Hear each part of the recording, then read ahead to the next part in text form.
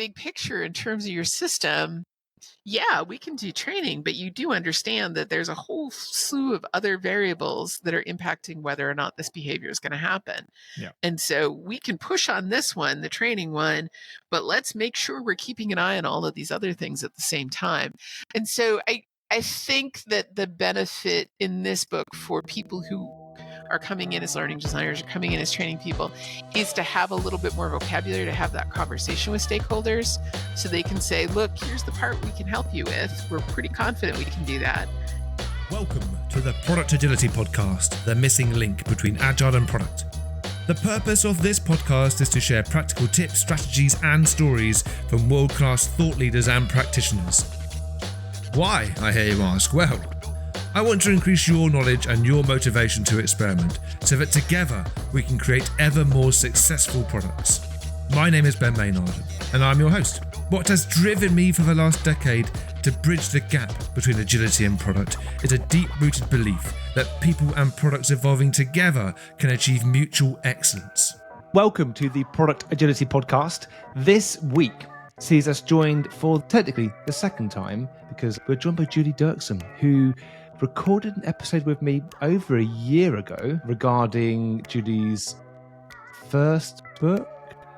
I say that tentatively because I'm not sure if we might have sneaked out another book that I didn't know about. But your first book, Design for How People Learn, which is a phenomenal book, changed how I design my learning interventions and is a fantastic complement to schools of thought, such as Training from the Back of the Room. So yeah, those first two episodes, they were some of our highest performing episodes of the year, in the top 25% globally for our podcasting platform, which is the world's biggest. So that is, nothing to smirk at. They did fantastically well because it was great content.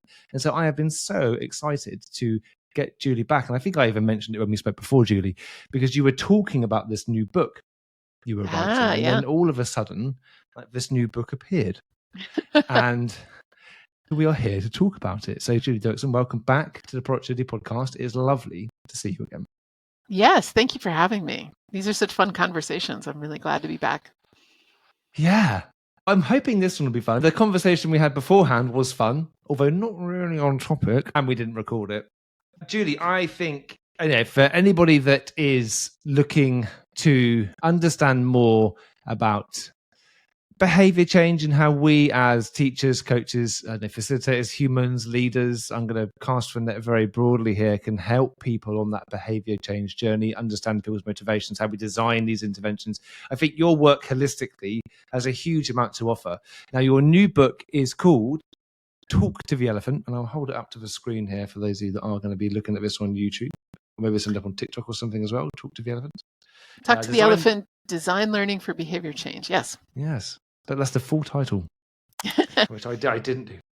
So Design Learning for Behavior Change. Now, Julie, would you mind, for those people that haven't listened to the first episodes, perhaps give a little introduction to yourself and then tell us a little bit about your new book, if you will? Yeah, absolutely. So I identify as an instructional designer, which means that my whole kind of professional world is about designing good learning experiences for people. And I have been doing this since basically the early 90s. I was doing training for a finance company and trying to understand what made for a good learning experience. And I got really interested in technology. I wound up being a project manager on the development of a front-end system for their customer service group, which also got me interested in things like user experience design, although we weren't even calling it that yet. It was still human-computer interaction and usability engineering. Yep. So it was things like that. And so that, I think, has always colored my perspective about designing for learning, which was also this kind of piece of making sure that you really understand what's going on with your users. I did my graduate degree in instructional technology at Indiana University, which also had, I think, a very strong focus on, again, what we now refer to as user experience or UX design and things like that. And so it's interesting because I think I've always played with both of those areas, and I don't really consider them different disciplines so much as a continuum.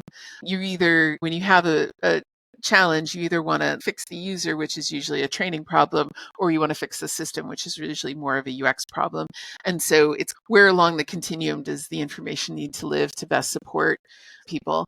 But I got interested in the behavior change piece because I felt like I had all these good tools in my toolkit for helping people retain things or helping people learn stuff or helping people develop skills. And then it came to a project that I got involved with in kind of the mid 2000s, which was an AIDS and HIV prevention project. We were involved because we had a group through one of the universities. Their School of Epidemiology had this in-person intervention around AIDS and HIV prevention that they wanted to translate into an online environment. And so we were helping with the online piece. But I was realizing that all the tools in my toolkit were about information delivery or skill development, and that neither one of those were really the problem here, because by, I don't know, 2005, 2006, I think the message had gotten out about the importance of condom usage to prevent the spread of HIV. And so it wasn't an information problem at that point. We weren't trying to just communicate that this is functionally how it works and this is functionally the behavior that you should do. It was related to a lot of other things. And their curriculum that they had developed, the in-person one, dealt with a lot of stuff. It turns out that people's mental health, emotional health, relationship health, physical health, all of these kinds of things play into decisions that they make about things like condom usage. And so I was looking at this and going, if it isn't a knowledge problem, what tools and strategies as a designer am I using to help with this? And just didn't feel like I had the right tools in the toolbox to try to tackle this problem. And so kept looking at it. I wound up working on some health and wellness materials in like 2007, 2008, and wound up working with some behavioral experts in that space. And around then, we started getting books like Daniel Kahneman's Thinking Fast and Slow and Nudge, the Richard Thaler and Cass Sunstein book with behavioral economics. And we really started to see a blossoming of this field that was pulling from a number of disciplines like behavioral economics or public health or psychology or finance or safety, or coalescing into a single domain around behavioral science. And as I got more involved with that, there were some great models and frameworks in there, and not a lot of them were making their way back over to the people who were designing learning interventions. And so that's what I was trying to do with this book, was to take a lot of the things that are useful in behavioral science and try to translate them for people who primary function is learning design. So the seeds of this book were sowed a long time ago.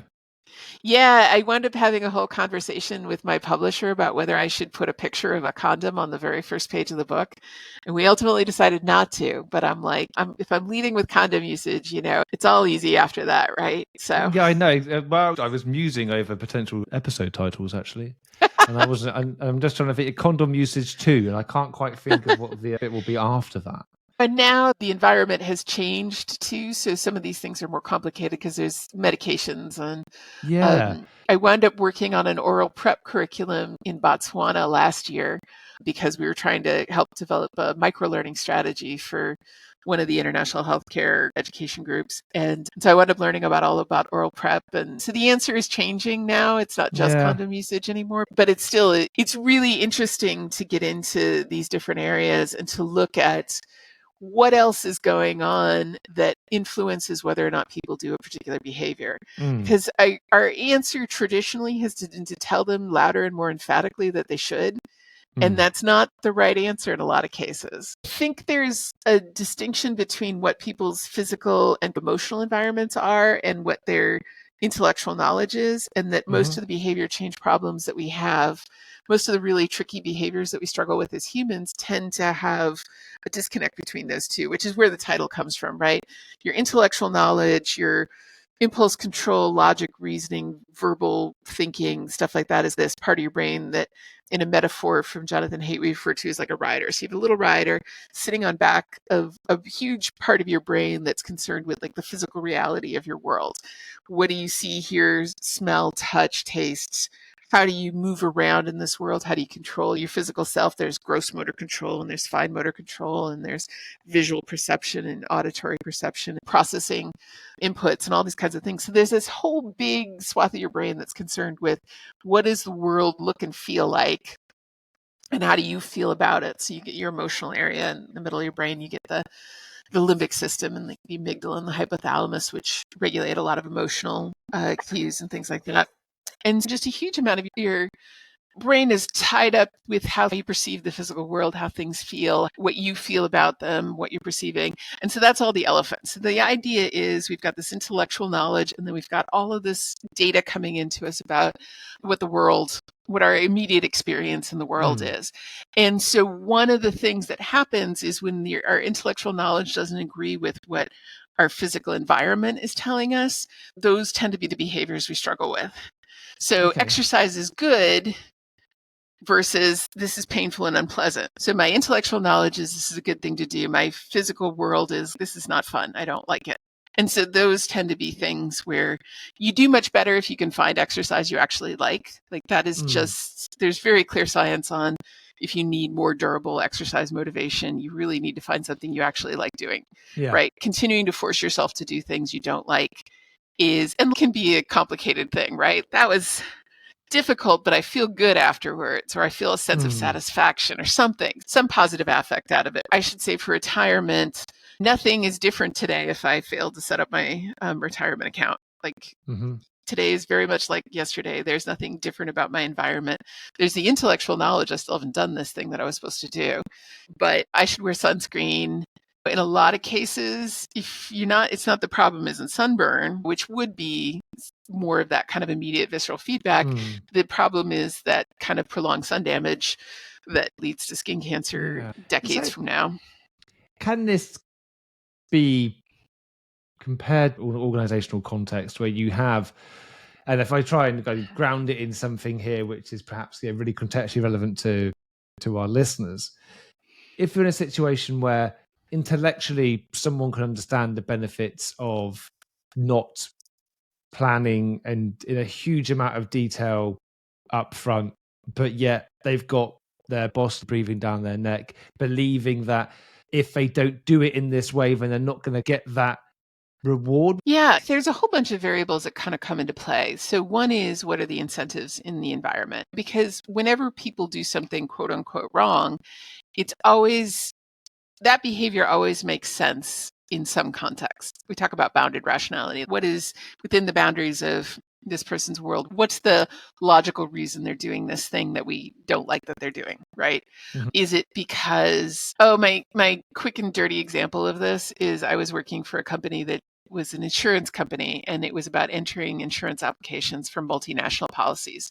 Multinational policies are super complicated because you've got to deal with the laws of all the countries that are involved. And we were working on this e-learning course, and the stakeholder, the subject matter expert, said, you know what we really need to emphasize? We need to emphasize the importance of accuracy. And I was like, okay, tell me more. And he's like, they just don't seem to care if they're entering the data into the fields. Can we just tell them how important that is? And I'm like, of course we can. Remind me again, how are they compensated for the work? And he's, the number of applications they do per hour. And I'm like, all right, do they get any feedback on their accuracy? And they're like, no, I don't think they do. And I'm just like, you see the problem, right? We can say accuracy important, but that's not what's being communicated by this environment. That's not the behavior that's being incented. The behavior that's being incented is speed.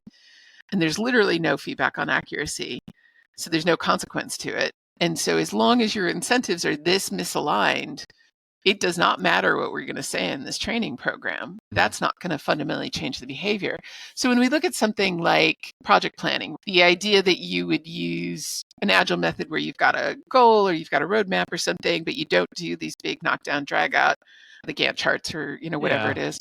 And I worked for a company many years ago that did traditional PMP certification training. So I'm very familiar with the big, dense version of project planning.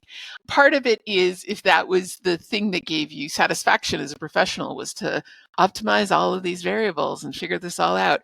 Or is that with the behavior that was rewarded? Or did that make you feel like you were productive?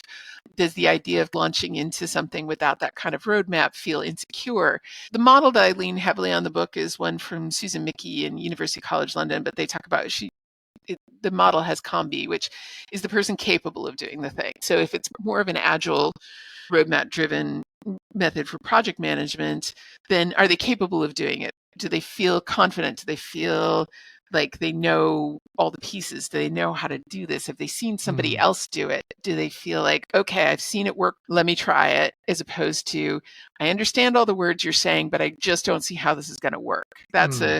Those are very different views on it. Then we look at opportunity, which is, does the physical opportunity support it? Does the system support it? Do the tools support it? And then we look at social. Have I seen somebody else do it? Have I seen it modeled? Have I experienced it myself with other people? If I do this, what's the reaction of my people in my social environment going to be? Is my team going to be on board? Are they going to fight me on this? All of these kinds of things. And then we look at motivation. And within motivation, we want to look at things like, are they confident? Do they see this as an important skill? Is this a goal that they have, or are they resistant to it? Do they have the perception that it will be useful? Do they have the perception that it's going to actually fix some significant problems for them? Do they see it as part of their identity, is to be good at this? So are they capable of doing it is usually an educational problem, right? Our traditional tool set of how do you teach people things, how do you develop skills will fit really nice into capability, but it's these other areas. So what does the opportunity look like? And then what does their motivation look like, that become really important? And if you're solving the wrong problem, if the problem is, I don't feel confident that I can have the conversation to negotiate safe sex practices with a partner, is different than, you're not going to solve that with a motivation thing. Like, they're motivated, they just don't feel like they have the capability or the confidence to do it. And you're trying to just tell them it's really important. That's not going to fix, I don't feel confident. The two things are just fundamentally a mismatch in terms of problem and solution. So where does the boundaries of your work end? Because there's some stuff which, like having people learn something is enough, but with that, then are we talking about things such as persuasion, finding ways to motivate people? If I think of a conversation that I had, I'm gonna kick myself, I really can't remember who it was with, a couple of times in the past couple of weeks, somebody saying that actually we believe in all of this and we totally get it and we absolutely want it, but until my boss's boss actually decides to measure us on something other than just the output and the number of widgets we produce, I just don't see the point in trying here. Yeah. And then for me, like, that kind of implies there isn't so much of a learning intervention. That's just something else, at least of that bounded context there. Yeah. And so if we were doing a combi analysis, we were looking at that, we'd say that's not a capability problem and it's not a motivation problem. It is most likely an opportunity problem, and probably what they would define is a physical opportunity in terms of the way that the system's set up, which is a little weird to say that something like an incentive scheme is a physical opportunity. It's really more, hey, there's a mismatch in the system. And so then when we start looking at solutions for that, we might look at, okay, we can't sell this in a big way, but can we carve out some room for a pilot project and maybe try to figure out what measures would we say that we would compare if we were doing a pilot to an existing one? Can we get enough line to do just a small pilot of testing this out for something it's not going to interrupt all the deliverables and all the widget stuff that's scheduled already, but we just want you to give us a small enough thing that it's not scary to, where we're going to test this out, and then we'll be able to come back and look at some of this data afterwards, right? And say, hey, look, here's what we found out from this. And you have to be prepared in those instances to be able to come back and be like, yeah, guess what? It didn't help on some of these measures, but we did find this result or something like that. Because the challenge often is, if you're putting your opinion up against somebody else's opinion, that's whoever writes the check wins in those cases. Yeah. And so what's something that is small enough that doesn't feel like a real loss to them, but is still moving you forward in some way, would be a thing to look at there. Yeah, trying to find that sweet spot. Where is it? There's enough value to show that it was worthwhile, but not so much that it's going to be too painful for them, and they're not going to be too embarrassed if it doesn't quite work out. Yeah. I love both your books, but I couldn't help but feel every time I read through them that I ended up applying it really broadly, if that makes sense. So, for example, in your first book, Design for How People Learn, you talk about the gaps. And now that forms part of every engagement I have with a client. Oh, great. Is talking about the different types of gaps and explaining what the gaps that I can help them fill, and the gaps that unless they want to engage me in a different way, I just won't be able to fill for them. I can't change. I can perhaps motivate them to look at some of their environmental gaps, but I can't change their environmental gaps because that's not even my remit. Yeah, absolutely. As a coach or a consultant. That's why I wonder design for how people learn and design learning for behavior change. And what we're talking about with both of the books really is effective mechanisms for change. Yeah. Is that a fair summary? Yeah. And some of this stuff was in the first book. Chapter 8 is very much about motivation. And so this is an expansion on some of the stuff that I was talking about in that book, because there was so much more to talk about. I do think I have a whole chapter about what's really a training problem and what's really not training's responsibility. It's chapter 7, I think. I don't know if you've gotten to that one, but something about $1 million. If you gave somebody $1 million and they could do the thing, then it's not a training problem.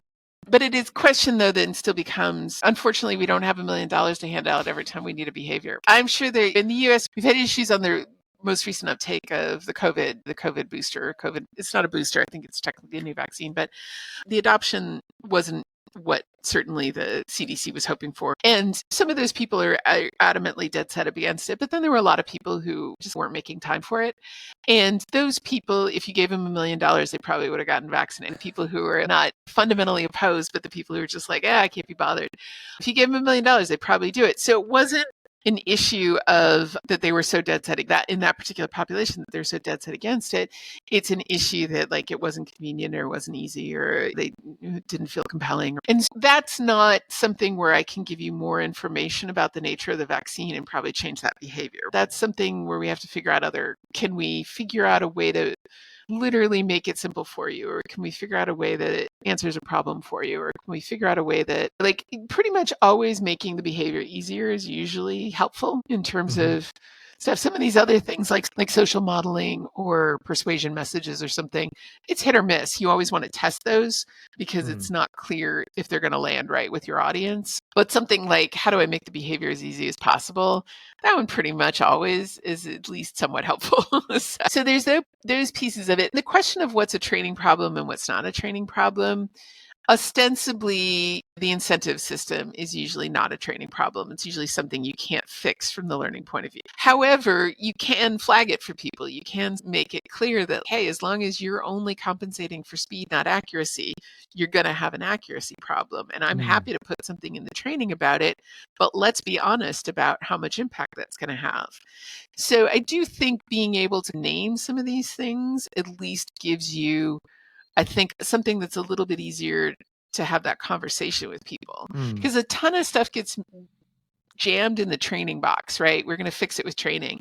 Every time something really embarrassing happens with an American corporation, the CEO will show up and promise that they're going to do training.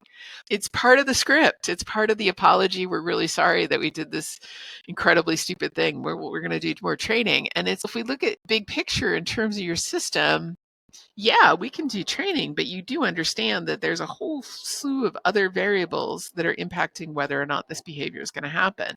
Yeah. And so we can push on this one, the training one, but let's make sure we're keeping an eye on all of these other things at the same time. And so I think that the benefit in this book for people who are coming in as learning designers or coming in as training people is to have a little bit more vocabulary, to have that conversation with stakeholders so they can say, look, here's the part we can help you with. We're pretty confident we can do that. Here's the part where we're happy to give it a swing, but you do understand that we're really saying we don't think this is going to change the fact that you're currently incenting just widget production and not, say, long-term quality or overall team development or whatever we think the benefit's going to be of this other practice. Yeah, and it's making a lot of sense to me. I can think of every large change initiative that I've been involved in or around. When the system doesn't change, individuals can do their best, but it's very difficult to achieve systemic change unless you are the person who is responsible for changing the system. I think as Peter Senge said in The Fifth Discipline, the harder you push against the system, the harder it will push back. Yeah. And I think that's so true. And I think it's hard for people who are brought in, and I think it is leadership. There's an element of teaching in leadership. I think reading your book and seeing how you talk about how to write, how to communicate, how to send emails that will get people's attention to sign up. If it's all about more like the marketing and the PR, because ultimately, everything is learning. If you're trying to change from state A to state B, there's probably some kind of learning involved in that. And I think it is really hard for individuals to appreciate that. Well, you can only push against the system so hard, and there's only so much you can do within that context. And I suppose then also frustrating for trainers. And I know you make reference in your book to times when perhaps you've been asked if you can create some training, and the question was, why? Yeah. And what is it we're trying to solve with this? And I think it's really hard when you're brought in to do some training, or you're brought in to lead something and educate people, and the system just isn't set up for you to be able to succeed. Yeah, absolutely. And one of the things that I think is really important is making sure that you're treating, if our learner is this person, like a software engineer or something like that, and we're trying to teach them something, then you need to consider who their other audiences are. Who else is where we get into social opportunity. If this person has these constraints on them and has these pressures and has these incentives and all these kinds of things, who are all the players around it? Because if we're going to need to change the product manager, or we're going to need to change the stakeholder, or we're going to need to change these, then you should be considering these people as audiences for what you're doing as well. One of the biggest complaints I hear from a lot of people who do training in organizations and workforce training and things like that is that managers don't reinforce the training once people go back to the office or the floor or whatever it is. And it's okay, then you need to treat the managers as your secondary audience.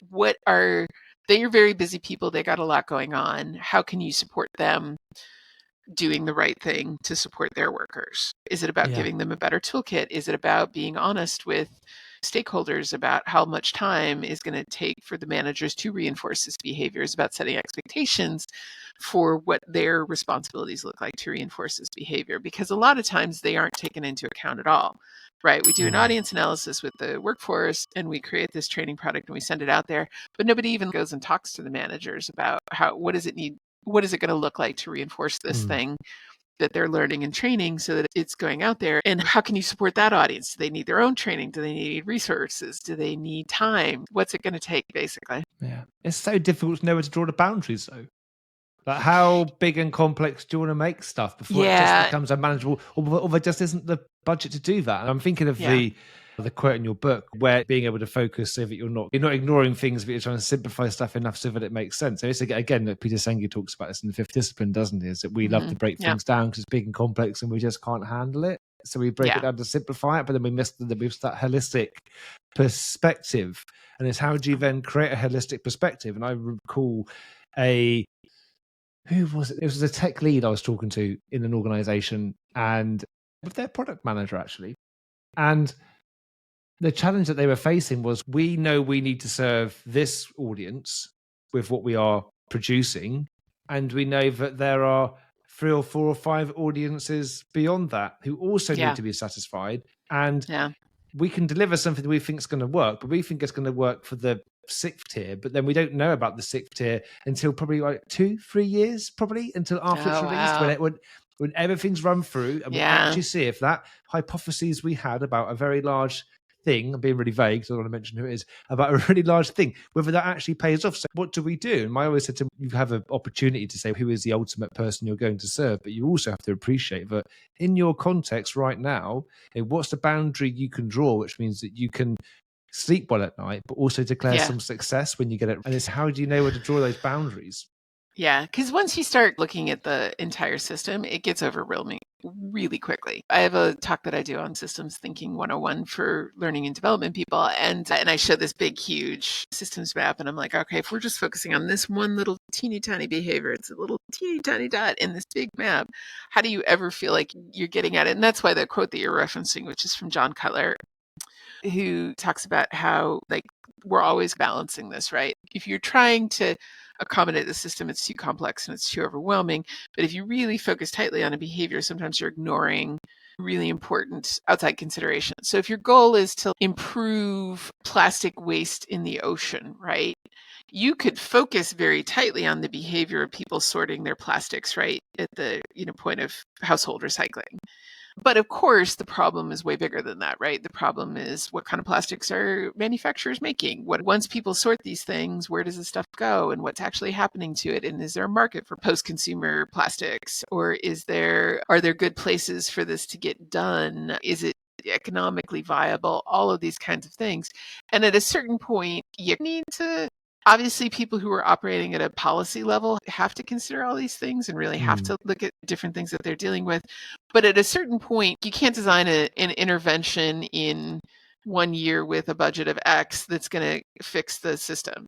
So you have to pick an entry point and kind of work from there. You might be able to say, look, in order for us to feel like we're actually accomplishing something, we need to have a few places where we're impacting how this works within the community. So it might be the education for the consumer who's sorting the recycling, but it might also be, we got to look at which vendors we're using for the plastics recycling once it leaves the household and gets collected, or something along those lines.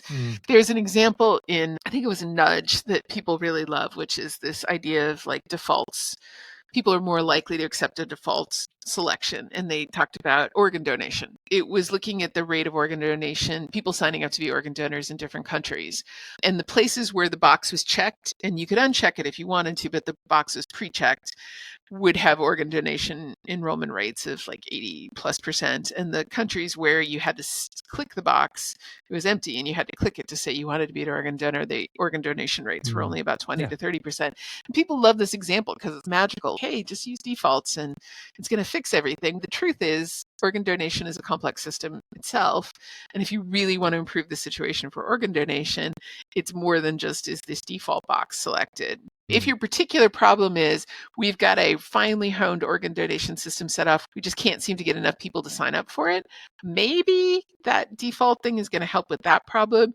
But even there, we're really have to ask the question of, ultimately, the people that really make decisions about posthumous organ donation are the family. And so if your solution isn't encompassing some kind of intervention for the family, then it doesn't matter what box they checked. I love the fact you've got was it systems thinking for learners? Systems thinking 101 kind of thing, yeah. Yeah. I'd love to talk to you about doing something like that with you, because it's one of my hobbies. That's sad to admit. And I think that I'm a novice at it too. I've been using it for, I don't know, 8 or 9 years now, I think. And it plays a large part in kind of a lot of what I do, like systems mapping.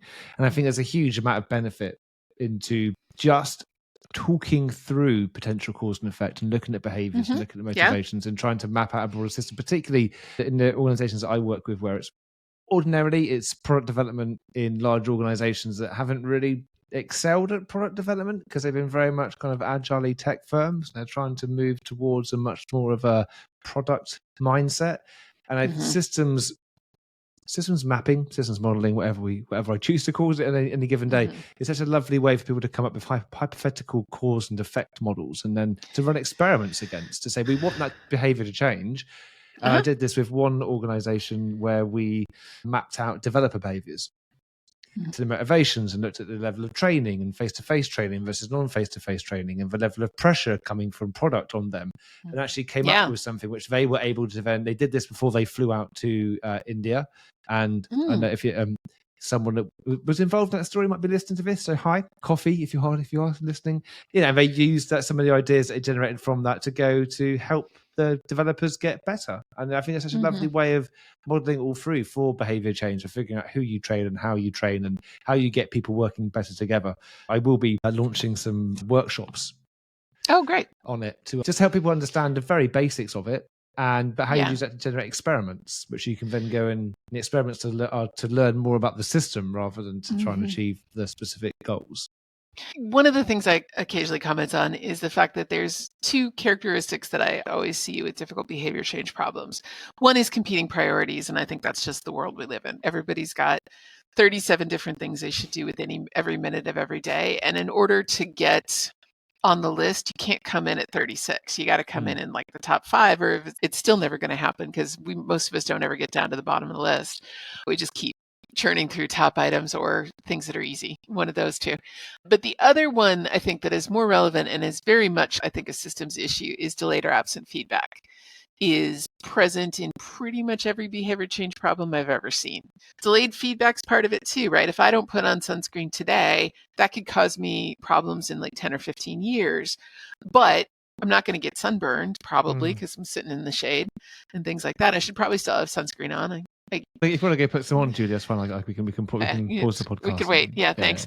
But it is one of these things where like the behavior today is not going to have any immediate consequence. And intellectually, I know that there is going to be a consequence down the road. I'm visiting my folks right now, and my dad just had some surgery to remove a spot on his face last week. And I know genetically the precedent is there. Is that enough to change my behavior, that intellectual knowledge? Some days yes, some days yeah. I'm gonna try and be brief. Not one of my fortes. I think I don't know. I feel like I've channeled Peter Senge or something, but I think it was in the Fifth Discipline where he spoke about learning to play the piano. And just saying like delayed feedback or absent feedback. Because imagine sitting in front of a piano and you're there and you're reading the music and you're pushing the keys, but it's going to take 2 weeks for you to hear it. Yeah. It's exactly. Very difficult to learn. When the feedback's delayed like that. But then it's also this, we are really terrible at thinking further ahead. And that's why I think systems mapping can be really useful, because it's never going to be, it's not looking for accuracy here, but at least we put a bit more rigor of thought into the potential unintended consequences into the future.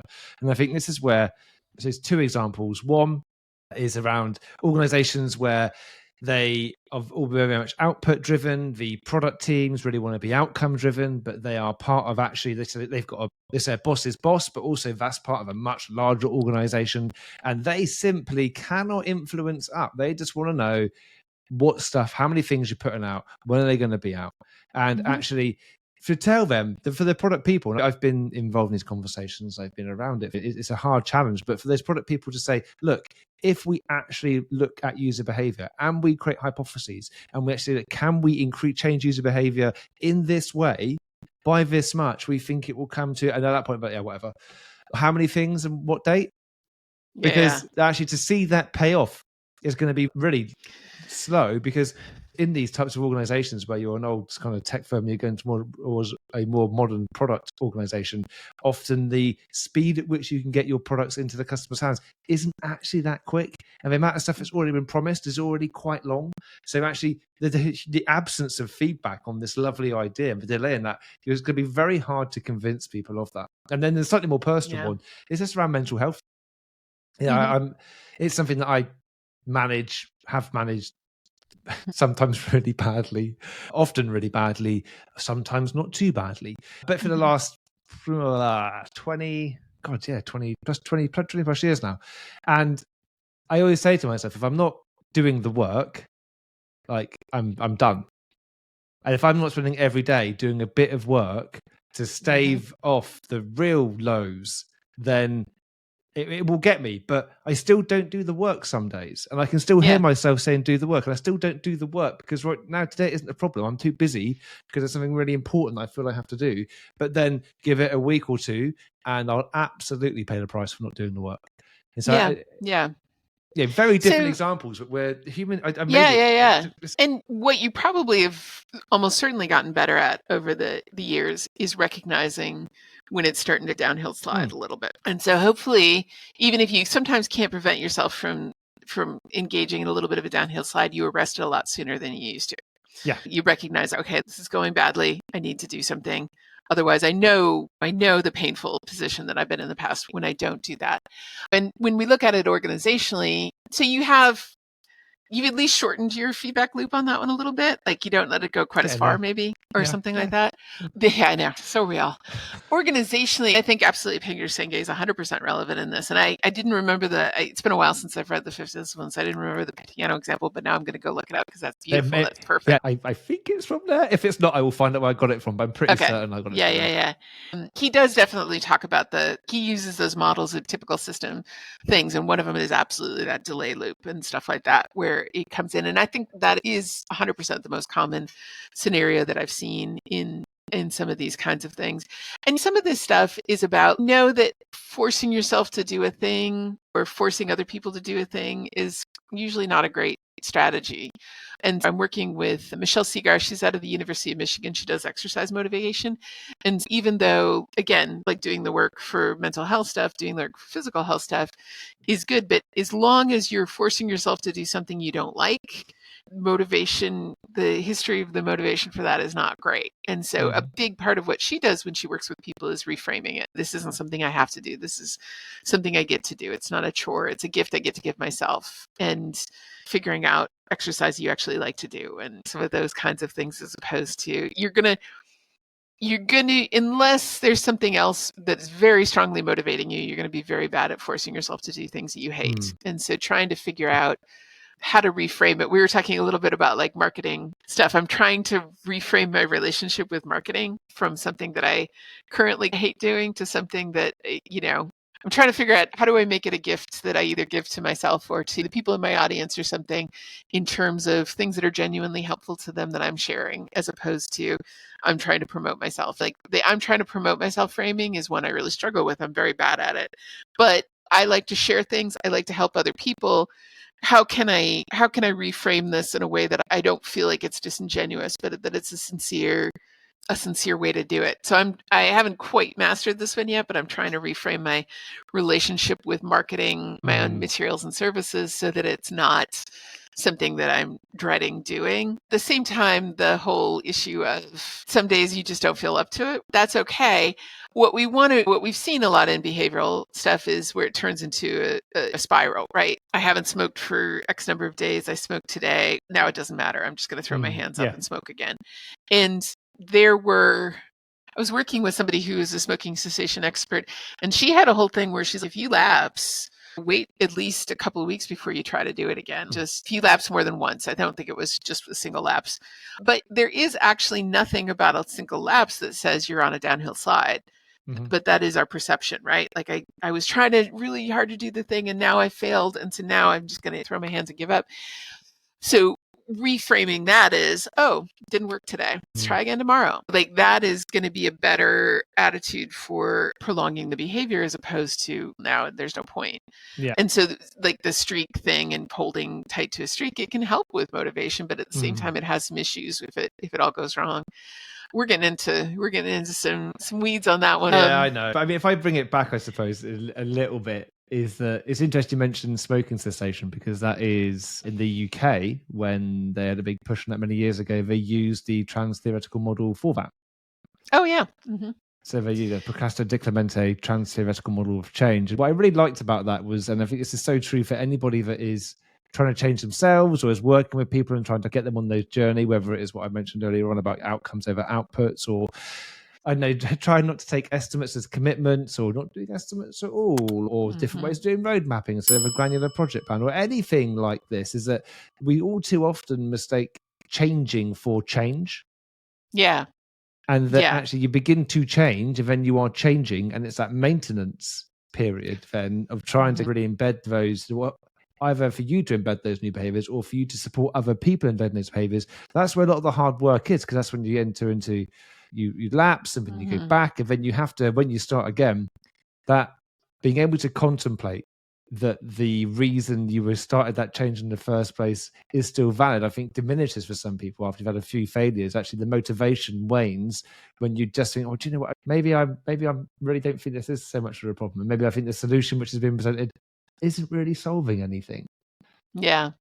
So by the way, smoking cessation is absolutely not my area, and it has an extra level of complication in the physical addictive piece of it. And so I 100% don't speak to, it's a complex area, but the Protesca di Clemente looks at the idea that you have a mode of pre-contemplation. Changing isn't really on your radar. So if we applied it to smoking, you're not really thinking about quitting. Contemplation is I'm starting to think about it. Preparing is I'm actually taking some steps to get ready to do it. And then there's an action phase where I'm actually doing the thing. I'm trying to quit smoking.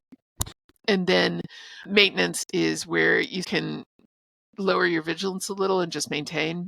And so Protesca di Clemente, I think, is a good model. I actually use a slightly different one a little bit more in the book, which is, it comes from some risk assessment ladders, and they did it for smoking cessation. There's a research report on that, and I think also texting while driving or something like that. But I did a generalized version, which sort of says, hey, where are people along the path? So if number one might be they don't know about the behavior at all. So if the behavior is not using, in this case, it's a negative behavior, but not using estimates, or am I saying that right? You were just Yeah. talking about it. Okay, Yeah. not using estimates, right? So they don't know about it at all, or what the benefits are, or why it's important, or even really what it looks like. So there is an education function there. That's clearly something where we've got an education gap, and I can educate you about this. But then we look at it, maybe they understand the behavior, but they aren't convinced. They're like, I don't think that's going to work with my team or whatever. So then we start to move into more of a persuasion piece. And so we might do things like, here, let me show you some examples of how this has worked, or let me see if there's a trusted social source who can talk to you about their experience, or let me show you the benefits. If you don't understand, let me formulate it some way that and looks into persuasion. And so it might be that they aren't convinced, or it might be that they're convinced, but it doesn't seem like a priority to them, because 37 things, right, that you have to do all the time. And we're still doing persuasion, but we're not persuading you that it's good. We're persuading you that you should bump it up the list, right? Then it might move into, okay, I'm ready, but now I'm not feeling like the idea of doing this feels going without a net, and that's too scary. And so then it becomes, how do I support you? Or how do I create an environment where you can do this in a little way so it's less scary? Or how do I give you some social support, or somebody to coach or guide you on this, or something like that? How do I help you with that anxiety piece, as opposed to how do I persuade you? What kind of support is going to make you feel comfortable jumping into this? Yeah. And then it might move into, okay, we've been doing it a little bit. I could expand it, but again, I'm just feeling overwhelmed and busy, and this feels like too much. So it might be about some kind of practical support at that point. Like, how do we carve out some time for you to do this thing?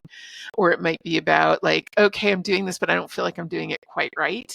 And I'm not nailing it. Like, we're trying. And so then it might be about coaching, or it might be about some tips or hints that can help you, or some resources that can be just in time when you bump into a situation and things like that. And then once we move into, okay, I did this, it worked, I'm in, but I'm still swimming upstream here in the organization. So then it might be about social support, or it might be about some kind of accountability thing, or it might be about goal setting to make sure that you're continuing to invest in the behavior. And so the point of it is, at every step we move down here, what's helpful at that point probably changes a little bit, right? Here it's just information. Here's maybe it's more persuasion. Here it might be coaching or practical assistance, or something to ways to scaffold it so that you're not having to make the big jump right away. Here it might be something around habit formation or feedback, or kind of accountability or support, or something like that. And so one of the big difficulties we have is when we're coming in with more information, when really what they needed was a little bit of social support. Missing each other there. Yeah. And there's a lot of that going on, right? And the truth is, people move through those at a different rate. Not everybody hits every single step. And so is it about having a whole kind of flush of resources that can meet people where they are at the right time? Or is it about something where we're constantly doing a check-in and finding, okay, how are you doing? Great. What do you need? Here's a set of things that we can apply to this, right? But it's not about telling people louder and more emphatically that it's good if they're already convinced that it's good. And the problem is, it just seems scary, right? Those kinds of things don't always fit together. I suppose as somebody that is helping people on this journey, building trust and being able to build a relationship with people to help them on the journey. But I suppose it's also then understanding your own weaknesses. If you're brilliant at imparting knowledge but a terrible coach, then I suppose this is where actually there is an interplay between different actors, and this is where I suppose you end up acting more as a group to shepherd people on this kind of the learning and behavior change aspect, rather than just as a solo person in this. And have you seen that group effect before?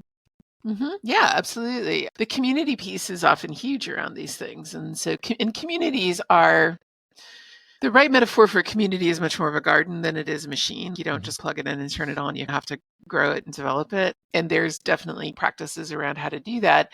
But that social support can make a huge difference. For example, one of the behaviors I'm trying to be better at in all of the work that I do is my accessibility for digital materials. So do all my images have alt text if for anything I'm publishing online?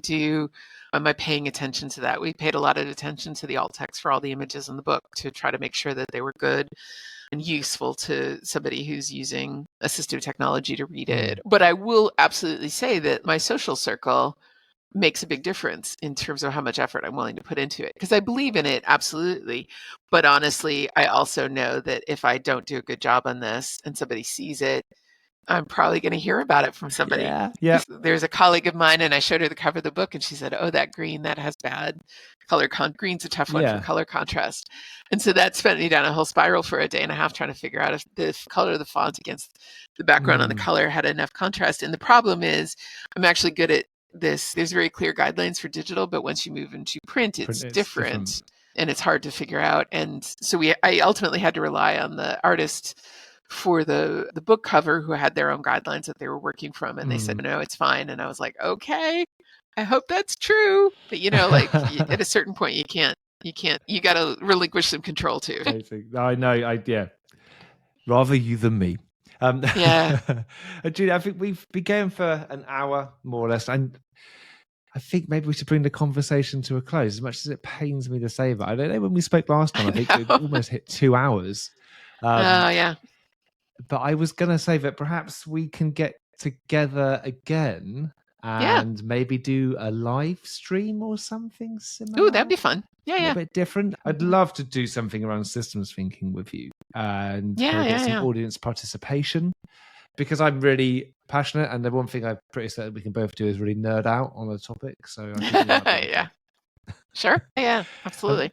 No, I'm always happy to do that. And live streams are fun because you can usually get like good audience questions and things like that too. Yeah. So many audience questions. We did one on, we're doing at least one a month, make ramp up more through my company, Sheev, and the questions we get are brilliant.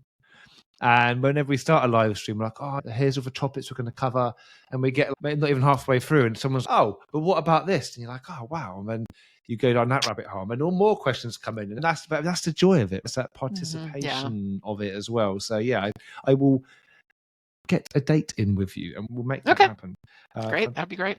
Now, if people, first of all, everyone go to, where do you get the most money where people buy the book? Is it not Amazon, take it? It's hard to tell from royalty statements. Speaking of delayed or absent feedback, royalty statements are not great. So I don't worry about that too much. If people are in the US, the best place is usually the publisher website, which is peachpit.com, because they usually have the best pricing, and then they often have coupon codes, and also they do free shipping and things like that. I don't think that works quite as well for international. So if you're international, if it's Amazon or whatever, it's usually as good an answer as any. I literally cannot tell the difference between what I get paid from different outlets, so it's irrelevant to me. But if they go to usablelearning.com/elephants, they'll get links to most of the major. It's got a US bias because that's still most of my audience, but you can translate it for your own availability, but it should be available most places. So awesome. I got mine I'm in the UK. I got mine on Amazon, and we were going to record this before, and I thought the shipping went wrong. It's just because I didn't actually complete checkout because I'm an idiot. Oh, no. yeah, it happened. I did that the other day. Oh, God, I get so distracted by things. Normally really important stuff. But honestly, it is a fantastic book, and designed for how people learn. Still up there. It's still back there. Still up the there. Yellow Always one. up there. Yeah. Two fantastic books. If you are a coach, if you're a trainer, if you're a leader, if you're interested in helping people change and really making sure people recall what you say, then I urge you to check out both books. As I said, the gaps in the first book I use whenever I can do, because I find it is the cleanest way for me to articulate what I can bring to an organizational party, given the boundaries that I'm being given by them. But yeah, I think they're wonderful resources. So thank you very much for writing those books, and thank you so much for taking this time with me today, Julie. Yeah, absolutely. And if people are interested, I'm doing a virtual workshop on kind of the whole model for designing for behavior change. In May? Okay. And then, otherwise, people can find me at my website, and consulting, workshops, presentations, all the things. Give Julie work.